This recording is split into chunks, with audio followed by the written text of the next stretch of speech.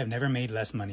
Back in my undergraduate studies, I was taking an economics class, and in my class, I had a professor who taught very good concepts, and one of them was having a mindful economy, having an economy where you're mindful of the resources you have, and understanding that there's no unlimited reserve of resources, and with that, we cannot expect to make profits more and more every year and continue to grow that. It's not realistic. It's not sustainable. Shortly after showing us this, he showed us a video, and in this video, it went over how up until the 70s, upper management and owners were increasing their wages around the same pace as the lowest workers in the company. And according to this video, there were 3 factors that made that change, because ever since then, if you look at the statistics, upper management and owners, their wages increased over 700% since then to this day, whereas the lowest workers, not so much, about 6%. So with simple economics, supply and demand, around the 70s, there was a huge influx of new workers, and it was not new, but like more women went into work around the 70s. And when this happened, there was a higher supply. So because there was a higher supply of the workforce, the demand went down, meaning that they could pay people less or not increase their wages. At the same time, this is when outsourcing started becoming popular. So companies were now hiring outside of the country to pay even less than minimum wage. And the third thing that happened was technological advances. So because things were becoming more efficient, more streamlined, cheaper to produce, they used those savings to pay themselves, not to increase the workers' wages.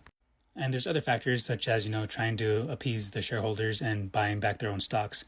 But these 3 factors, the demand decreasing for workers, was what essentially caused this huge rift and exponentially increased corporate greed.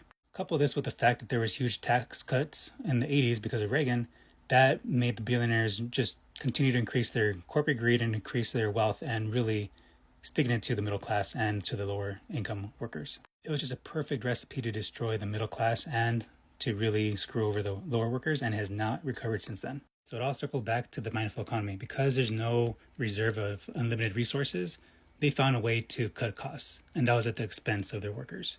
So, and this still happens to this day. You hear it all the time, workforce layoffs, cutting costs by outsourcing and finding new countries that they could pay even less.